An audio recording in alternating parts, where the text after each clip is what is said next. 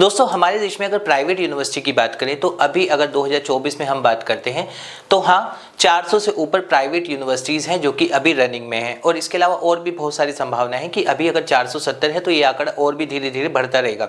अब इसी में से उत्तर प्रदेश में 37 प्राइवेट यूनिवर्सिटीज़ आती है और 37 प्राइवेट यूनिवर्सिटी में एक न्यू यूनिवर्सिटी जो आई है उसका नाम है महावीर यूनिवर्सिटी। अब महावीर यूनिवर्सिटी में कौन कौन से अप्रूवल्स इसको हैं, इससे आप क्या क्या कोर्स कर सकते हैं और कोर्स करने में एडमिशन लेने के लिए आपको क्या क्या सावधानियां बरतनी चाहिए और इसके साथ साथ ये अगर आप एडमिशन ले चुके हैं तो उसके बाद क्या क्या होता है, आज मैं इसी के ऊपर पूरी की पूरी वीडियो बनाने जा रहा हूं। हेलो दोस्तों, मेरा नाम है शिवांग शर्मा और ऑनलाइन एजुकेशन कंसल्टेंट में आपका स्वागत है। दोस्तों सबसे पहले तो हम बात करते हैं कि महावीर यूनिवर्सिटी को अप्रूवल मिला कब है, तो इसको 2023 में यूजीसी के द्वारा अप्रूव्ड किया गया है।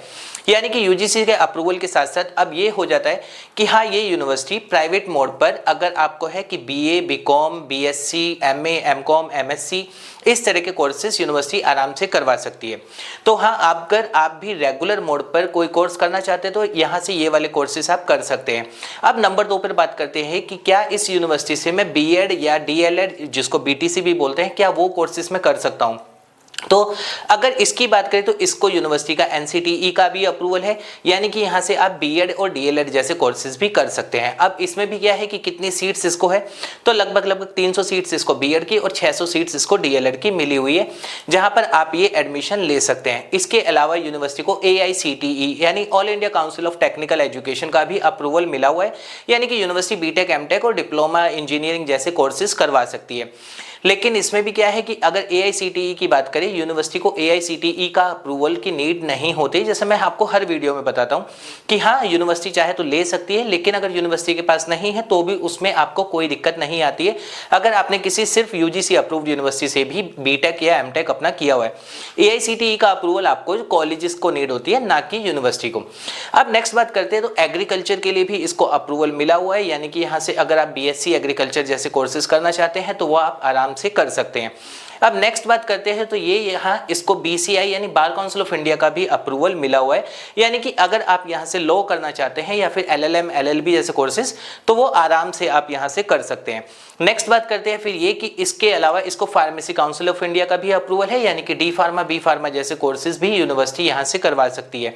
टोटल अभी अगर हम कोर्सेज की बात करें तो लगभग 18 से 20 कोर्सेज है जो यूनिवर्सिटी करवा रही है।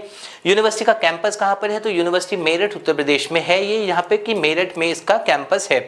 अगर आप एडमिशन लेना चाहते हैं तो इसके लिए क्या कंडीशन रहती है, पहली चीज तो अगर आप डायरेक्ट ले रहे हैं तो बहुत अच्छा है। अगर आप किसी कंसल्टेंट के थ्रू यहाँ पर एडमिशन ले रहे हैं तो हमेशा रखिए कि फीस जो है वो आप कंसल्टेंट को ना देकर यूनिवर्सिटी के ही अकाउंट में पे कीजिए। उससे क्या है कि पहली चीज आपकी श्योरिटी हो जाती है कि हाँ आपने जो फी पे किया है वो यूनिवर्सिटी को दिया, ना कि किसी सेंटर को या किसी कंसल्टेंट को, जिससे कि आपके साथ फ्रॉड होने के चांसेस कम हो जाते हैं। अब है कि यहाँ से बीएड या डीएलएड आपको करना चाहिए या नहीं, तो हाँ यूनिवर्सिटी को अगर एनसीटीई का अप्रूवल मिला हुआ है तो बीएड और डीएलएड जैसे कोर्सेज को आप यहां से आराम से कर सकते हैं। बस ये है कि जब भी आप एडमिशन ले तो जो मैंने आपको कहा है कि वो आपके जो है आप यूनिवर्सिटी को ही फी पे करें, ना कि किसी कंसल्टेंट को। अगर आप चाहें तो कंसल्टेंट का जो भी चार्ज है वो आप उनको एक्स्ट्रा पे कर सकते हैं, जिससे कि वो आपकी हेल्प भी कर सके।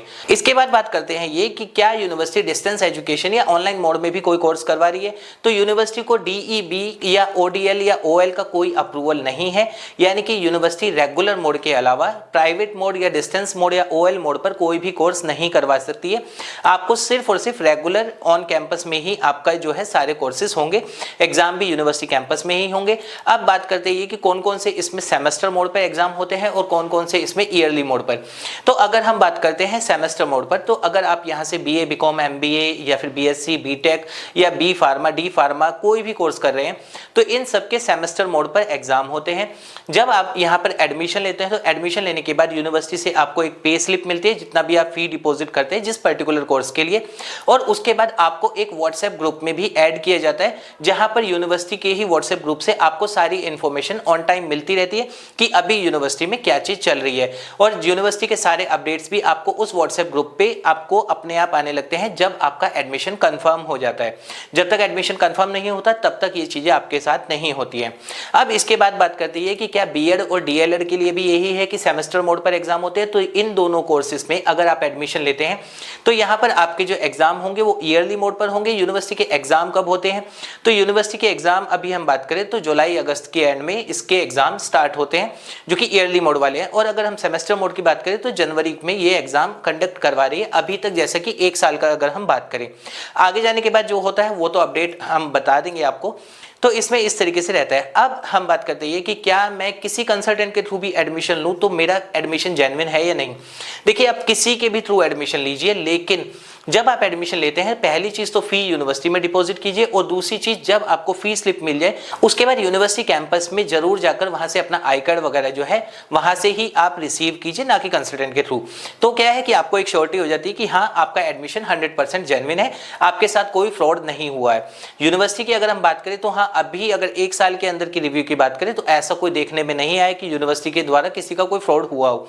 लेकिन हाँ, ये है आपको अपने आप को बचाना है तो सारी चीजें अपने आप ही करनी होंगी। तो इसका मतलब ये है यूनिवर्सिटी कैंपस में तो जाइए ही जाइए, जहां पर जाकर आप सारी चीजें खुद से भी चेक कीजिए, क्लासेस कितनी हो रही है, स्टूडेंट्स कितने हैं, और अभी अगर दूसरा सेशन यूनिवर्सिटी का है तो वहां पर और स्टाफ वगैरह, टीचर्स वगैरह कितने हैं, जिससे कि आपको एक श्योरिटी मिल जाए और ये सब करने के बाद एडमिशन लेने में आपको कोई प्रॉब्लम ना हो। तो दोस्तों, ये था महावीर यूनिवर्सिटी मेरठ उत्तर प्रदेश की जो यूनिवर्सिटी है उसके ऊपर एक छोटा सा रिव्यू। उम्मीद करूंगा आपको वीडियो पसंद आई होगी। अभी भी अगर आपका कोई डाउट है आप कमेंट कर सकते हैं, हम उसका रिप्लाई आपको कर देंगे।